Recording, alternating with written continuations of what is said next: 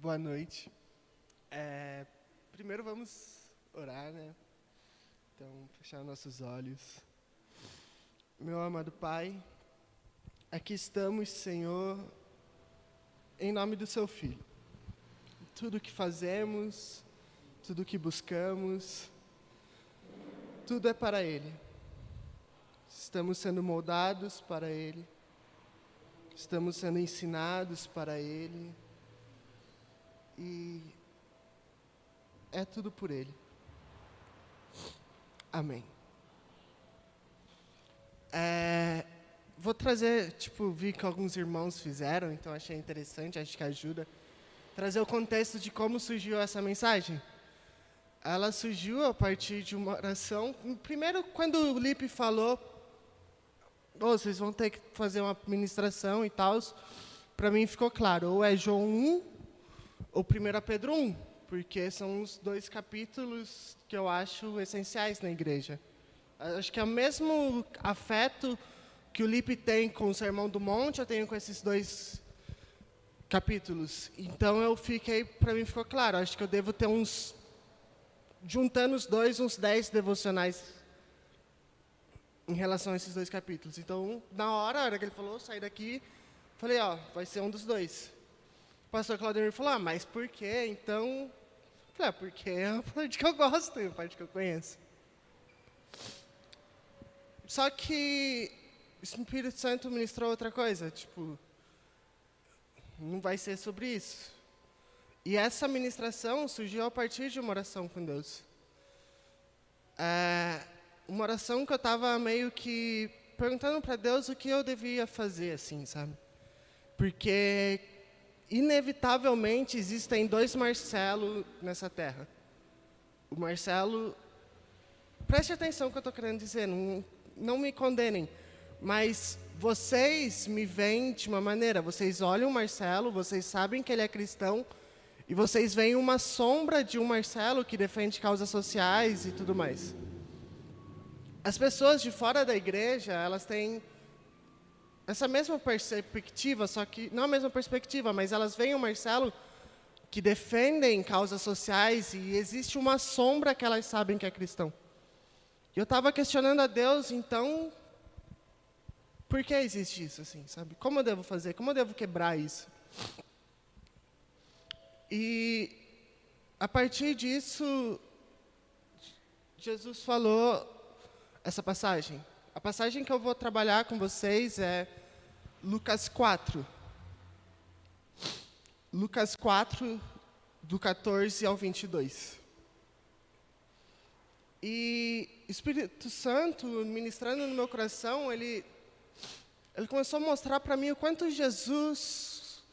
Se há um tema na mensagem, conhecemos Jesus. Então você fala com o seu irmão, que está ao seu lado, conhecemos Jesus. Mas a pontuação você define. Se é uma concluindo, conhecemos Jesus, ou se você está interrogando, conhecemos Jesus. Então eu pensava assim, esse questionamento todo dos dois Marcelos sempre partiu da minha cabeça, mas ficou muito claro quando o Lipe falou assim, grava um vídeo da sua mensagem, posta nas redes sociais. E eu pensei, caraca, e agora? Não é que eu tenho vergonha de Cristo, não é nada disso, mas é porque eu já levantei a bandeirinha eu sou o Marcelo da igreja, eu sou crente, vamos postar nas redes sociais, ministrações, isso e aquilo. Então eu saí da igreja e eu ficava mano, as pessoas falaram, eu pensava oxe, não era crente? Então, a partir disso, eu nunca mais consegui externar nada, assim. Eu lembro que eu ia na igreja, meus amigos postavam foto que estavam em certas igrejas, e eu falava assim, não me marca. E não porque eu me envergonhava de Cristo, mas eu pensava, cara, se eu caio de novo, mano. E aquela questão, por que eu estava com medo de cair, tá ligado? Porque em todo o meu processo na igreja, em todo o meu caminhar com Deus, em toda a minha vida com Ele, Ele sempre esteve. eu fui criado dentro da igreja, eu era das tipo Theo, Benjamin, que corria e tal. Depois, com 11 anos, o Espírito de Deus se manifestou e apresentou Deus a mim. E, enfim, aconteceram coisas pessoais que comprovaram tipo Deus se manifestando a mim. Tive experiências, e porque eu buscava muitas experiências, e eu vi muita coisa, e presenciei muita coisa, e mesmo assim eu caí. E foi em oscilações de um carnaval no retiro, um carnaval no mundo, um carnaval no retiro, um carnaval no mundo, e diversas oscilações, e essa mensagem surgiu de uma oração se baseando basicamente nisso. Então, Deus falou o seguinte: quando a gente acha que conhece Cristo,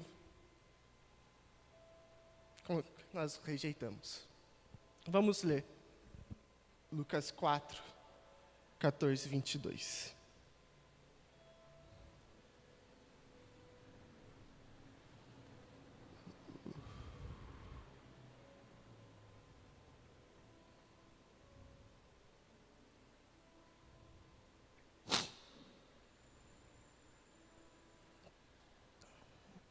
Jesus voltou para a Galiléia no poder do Espírito, e por toda aquela região se espalhou a sua fama. Ensinava nas sinagogas e todos o elogiavam. Ele foi a Nazaré, onde havia sido criado, e no dia de sábado entrou na sinagoga, como era seu costume, e levantou-se para ler. Foi-lhe entregue o livro do profeta Isaías. Abriu e encontrou o lugar onde está dizendo: o Espírito do Senhor está sobre mim, porque Ele me ungiu para pregar boas novas aos pobres. Ele me enviou para proclamar liberdade aos presos e recuperação de vistas aos cegos, para libertar os oprimidos e proclamar o ano da graça do Senhor. Então ele fechou o livro e devolveu-se aos assistentes e assentou-se. Na sinagoga, todos tinham os olhos fitos nele, e ele começou a dizer-lhes: hoje se cumpriu a escritura que vocês acabaram de ouvir. Todos falavam bem dele e estavam admirados com as palavras de graça que saíam de seus lábios, mas perguntavam: não é esse o filho de José? Essa mensagem começou pelo final, no meu coração. Ela começou com: não é este o filho de José? E por que eles estavam dizendo isso? No começo da passagem, ela diz assim: Jesus voltou para a Galiléia no poder do Espírito, e por toda aquela região se espalhou a sua fama. Ensinava na sinagoga e todos se elogiavam. Por quê? Jesus nasceu em Belém. Após o seu nascimento, como a gente assistiu no filminho das crianças, Herodes começou a perseguir para querer matar o tal rei dos judeus que já havia nascido. E então os pais de Jesus levou Jesus para o Egito para escondê-lo lá, porque digamos que Herodes não podia encontrá-lo lá. Após todo esse bafafá, o fogo abaixar, Jesus volta, sai do Egito e começa a morar em Nazaré. E ali ele foi criado. E por quê? Eu lembro muito da frase de Natanael quando se fala de Nazaré. Pode vir algo de bom de Nazaré? Por quê? Porque Nazaré era uma cidade pequena, uma região muito pequena, muito simples, muito humilde. E isso se cumpre no começo da profecia de Isaías, quando diz assim: o Espírito do Senhor está sobre mim, porque Ele me ungiu para pregar boas novas aos pobres. Então a gente entende Nazaré como uma região periférica de Jerusalém. E o que a gente entende de cidades humildes? A gente entende que todo mundo conhece todo mundo. Você sabe quem é o João da padaria, você sabe quem é o Carlos mecânico, você anda na rua, você sabe quem é ali, quem mora na casa 45, quem mora na casa 26, porque eles estavam em convívio, era uma região pequena, eles estavam sempre ali. E como nós sabemos, Jesus era carpinteiro. Jesus só começou a ser Jesus, o Filho de Deus, aos seus 30 anos.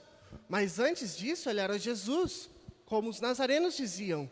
Não é este o filho de José? Então, o que a gente começa a entender? Começa a entender o quê? Que Nazaré estava familiarizado com Jesus. Assim como aquele Marcelo, que cresceu nas igrejas, correndo e falando. Eu estava familiarizado com Cristo. Então, quando eu ministro isso, quando eu estou ministrando isso a vocês, eu me vejo como os nazarenos. Eu conheço Jesus. Eu sei quem Ele é. Por quê? Porque hoje, se nós formos a história do Brasil, nós entendemos que foi implantada em nós uma cultura cristã, talvez uma cultura totalmente disturpada da cristã de Cristo, mas é uma cultura cristã. Se você vai em centros oficiais, como Correios, fóruns, você vê lá o crucifixo. Querendo ou não, ali está Jesus. Porque faz parte da cultura. Diferentemente da igreja de Atos. Na igreja de Atos era necessário chegar às pessoas e falar: olha, existiu um cara chamado Jesus, que morreu por vós. Hoje já as pessoas conhecem Jesus. Vocês sabem quem é Jesus. Como alguns de vocês, não posso dizer todos, cresceram na igreja. Vocês estão familiarizados com Jesus. E a partir disso, nós vemos que eu pensava assim: como que eu vou pregar para esse maluco? Porque o que eu mais vejo nos meus amigos são feridas em relação à igreja. E quando eu penso, caraca, mano, eu vou falar de igreja para eles, eu penso assim: o meu maior medo é que eles pensam que eu vou ferir eles como já foram feridos. Porque eles conhecem Jesus.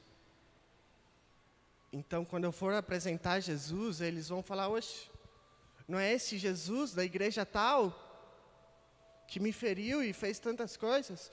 Ou quando eu vou falar com outro irmão de Jesus, ele vai falar: não é esse Jesus do vídeo que eu vi lá, não é esse Jesus que o pastor pregou, não é esse Jesus. Porque as pessoas estão familiarizadas com Jesus.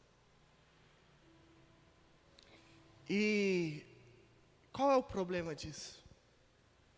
João 1, eu não consigo fugir de João 1, quando João coloca Jesus como verbo, como a palavra. E a palavra de Deus diz o seguinte: a palavra se renova a cada dia.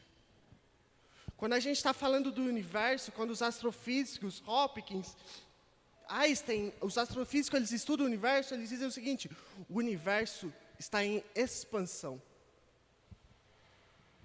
O universo, desde seu Big Bang, ele não parou, por isso que ele é considerado infinito, porque ele está sempre criando. Então, o universo, as ondas de explosões estão em expansão, e eu não consigo desassociar essa interpretação do universo de Cristo. Quando Hopkins estuda o universo, quando Einstein, eles estão dizendo, está em eterna expansão. Então, quando eu olho para Cristo, eu só penso assim: Cristo está em eterna expansão em nós. Eu lembro de uma ministração, isso lá no Deeper, onde o cara falava assim: quando vocês pensam que os anjos estão cantando santo, santo, santo, você acha o que está acontecendo? Ele ilustrava da seguinte maneira: eles olhavam e falavam santo. Eles olhavam e falavam santo. Eles olhavam e falavam santo. Então, quando a gente se acomoda ao tal Jesus, é impossível.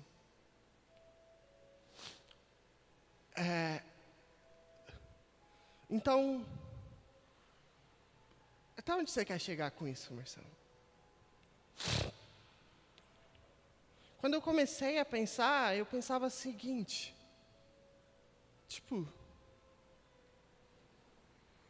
quando o Espírito falava, ele falava assim, as pessoas chegam comigo assim, tá ligado? As pessoas, não querem conhecer Jesus. Porque elas dizem já conhecer. As pessoas dentro da igreja não querem conhecer Jesus porque elas já dizem conhecer. Muitas vezes deixamos de buscar a Cristo porque digamos que conhecemos. Mas muitas vezes estamos dizendo, não é este o filho de José?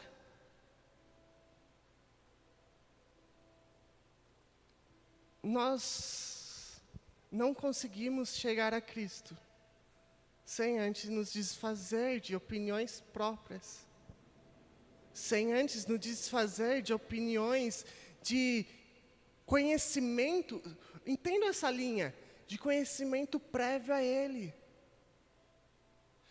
Quando Paulo diz conhecê-lo, ele diz assim, tudo que antes eu o conhecia, eu considero como perda.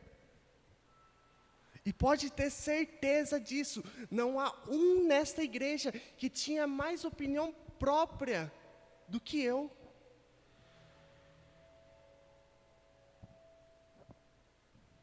E a partir de quando eu pensei, mano, deixa isso pra lá. Deixa eu focar em Cristo, tá ligado? Tipo, mano, muitas vezes coisas se remoem dentro de mim. Pensamentos próprios se remoem dentro de mim.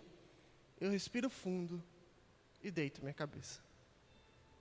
Porque a única coisa que eu sei é que conhecimentos prévios a Ele só irá me afastar dele. Quem é Jesus? Para a gente conseguir concluir, então, beleza, Marcelo, você já quis nos alertar sobre a gente achar que conhecemos Ele. Então, quem é Ele?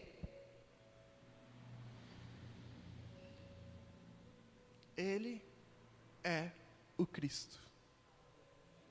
Ele é o Filho do Deus vivo. Por que Nazaré era tão difícil aceitar Jesus como Filho de Deus vivo? Porque eles ficaram 30 anos olhando para Jesus como filho de José. É muito difícil a gente virar a curva, como o Morales falou, quando a gente está familiarizado com algo há 30 anos.